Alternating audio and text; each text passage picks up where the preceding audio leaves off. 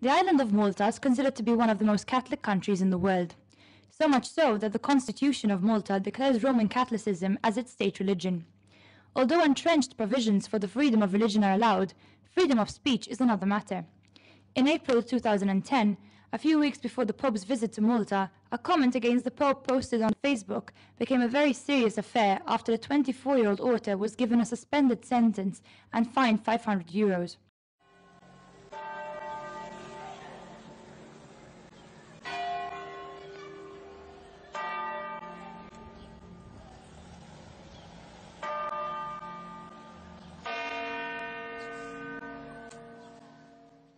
But they called me to go to the police station in Floriana, and then when I went there I was interrogated by the anti-terrorism squad of the Interpol department in Floriana, and I was basically interrogated about what I was writing on Facebook. Well, I wrote the comment on a group on Facebook which was against the arrival of the Pope at the time, because it was a few weeks before the Pope arrived in Malta for his official visit. And no, it wasn't a reply to my other comment. But they said that they were investigating Facebook before the arrival of the Pope because they increased security. So I don't know if someone actually had accused me. At the time while I was in the cell, I felt a bit ridiculous, really. I didn't feel ridiculous myself. I felt that the situation was ridiculous because I was being locked up. And they took all the precautionary measures before I was put in the cell. Like, for example, I couldn't keep my shoes because it has laces, and well, I was treated as if I was a common criminal, basically, any other criminal who did violence on someone, maybe. But it was just a comment, so it felt like it was a ridiculous situation. While the Constitution states that freedom of expression is allowed, Karl was found guilty of publishing the comment according to the Press Act, which was used to incite that he had threatened, insulted, and exposed the Pope to violence. The clause in the law that I was accused of, basically, I would say is that you cannot publish in Malta, no matter from where it was written or where it was published originally. You cannot publish it in Malta if it contains incitement to violence against people due to race, nationality, religion, ethnic origin, or disability. The problem is that I didn't write what I wrote about the Pope for any of those reasons.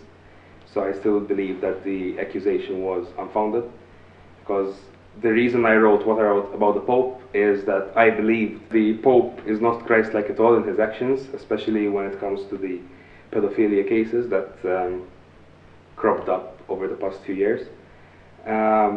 So the joke on the comment I left was that if he cannot be like Christ, at least make him look like him.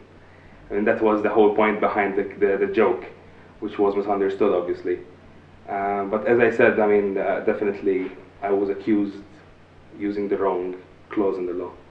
What they said, again, is that anyone could be influenced by what I wrote and actually do it. But I believe it worked the other way around, because they could have kept it silent and no one could have read it, but then it became a national and somewhat international thing, so more people have seen the comment, so it worked the other way around. So instead of keeping it silent, they propagated it. So on, I believe, the Times of Malta, there were a few people who were saying that they should shoot me to see how funny it is. Technically, I could have accused them of the same thing I was accused of, but honestly, I believe in the freedom of speech. So if I believe that I shouldn't be accused for what I wrote, I shouldn't accuse other people for doing the same thing. So I didn't do anything really.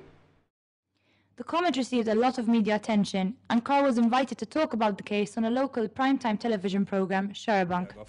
Nammetti stess li kienet goffa, pero kienet ċajta. Okay.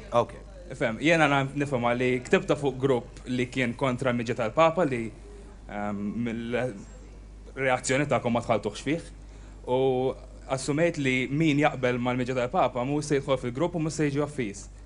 Għalija kienet li jekk tara l-komment tħalt fil-grupp volontarjament u trid tkun preparat li tiġi offis volontarjament.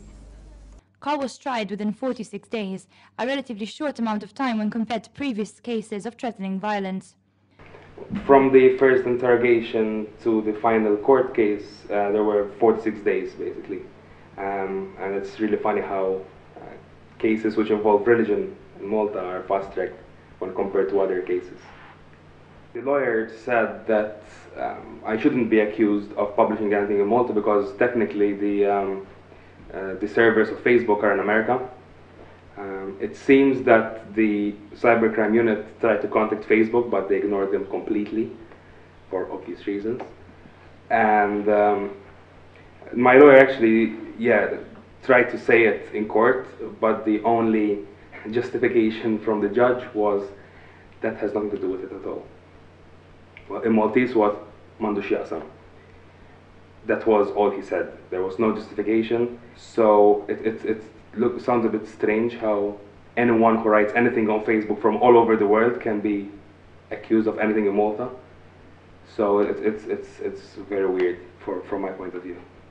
In the same month, several other attacks of violence were reported, but none of them received as much attention as Carl's violent attack against the Pope. Now, around that time when I had the case, there were other cases which were, in my opinion, much worse. Like, for example, there were the case with the BirdLife volunteers who were assaulted by the hunters.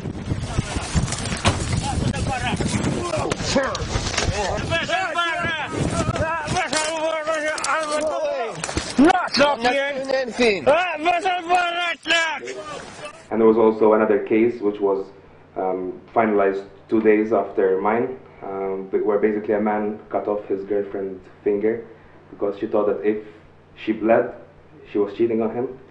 And he got higher suspended sentence than mine, but a much lower fine. Maybe I think it was 116 euros, while mine was 500 euros. So I don't understand how inciting violence is worse than causing violence. The thing is that I listen to mainly heavy metal music, maybe a bit more extreme than that. Can I play with madness? Basically, the general public believe that, it's demonic music. So I do think that, they saw me as ideal scapegoat, maybe, because of the way I look and the music I listen to, as opposed to anyone who looks like, normal. In reaction to the unfair sentence given to Carl, friends ironically started up another Facebook group, Donate to support Carl Kaiser Farrugia with his unjustified sentence, in an attempt to raise money for Carl to pay his €500 fine. A friend of mine opened that group, suggesting that €500 basically it's too much for one person to pay, but it's not a lot if it's distributed over a lot of people. So he suggested it, and it was quite a success actually. And any excess money that were raised from the group were given to charity, were given to an animal shelter. I was surprised that there were people who are willing to put their hand in the pocket, basically. I knew that many people would support me with what happened. They would understand that it's a stupid thing to do, really. That the whole case was stupid. But I never expected that people would actually give me money. So I was very pleased. I was very surprised that there were quite a few people who did it. But I do remember there was one person in particular who was a 65-year-old pensioner, I believe, and he told me that even though I'm a 65-year-old pensioner and many people believe that people like me are very religious, I think this is ridiculous and I'm giving you money. So I was quite surprised. I don't know this person at all, actually. So. Għamel punt interessanti, s-sadna ma qajjimniex li u da. Li, għal-kem jisna qed nieħdu for granted li inti jekk toffendi għandu jitteħidlek id-dritt tal-espressjoni, dik għandha tiġi dibattuta b'mod serju għax Alla ħares ngħixu f'pajjiż li jekk ikun hemm xi ħadd jgħid jien offis, allura tibda tnaqqas id-dritt tal-espressjoni. Għax dik it-tip ta' diskussjoni tista' titwessa kemm trid. Pereżempju, jekk inti tkun omosessuali f'dal pajjiż sewwa, tista' tgħid jiena il-mod kif titkellem il-Knisja dwar l-omosessuali li da persuna omosessuali kif kollha relazzjoni da f'daqqa waħda ħat ispiċċa għall-eternità fl-infern, dik wieħed jista' argumenta, dik toffendi lil min u omosessuali. U allura, meta nitkellmu li jekk inti toffendi l xi ħadd, inti awtomatikament naħi dritt tal-espressjoni, dik ma nafx fiha ħaġa tajba. U tieni punt huwa li The media attention caused by Carl's case shed light on the controversial manner in which criminal cases concerning religion are handled and treated in Malta. Well, it didn't really affect my everyday life. Nothing at all, really. I mean, more people started asking me about what happened. I got associated with being very anti-clerical by more people. So, more than affecting my everyday life, it affected my reputation, maybe. Some people might say it's a bad thing, some people might say it's a good thing. Depends on the person's allegiance to the church, let's put it this way. It didn't change me because I'm not going to change my opinion. I'm very stubborn when it comes to that. What it did change, however, is that I realized more and more how corrupt the church is and how corrupt the state and courts are when it comes to religious matters. So actually, it worked the other way around, basically. It strengthened my opinion. Although it didn't affect me much, as I said, my father, for example, decided to abdicate completely from the church. The same day, the case was heard, actually, in court. So yeah, it did affect my family quite a lot.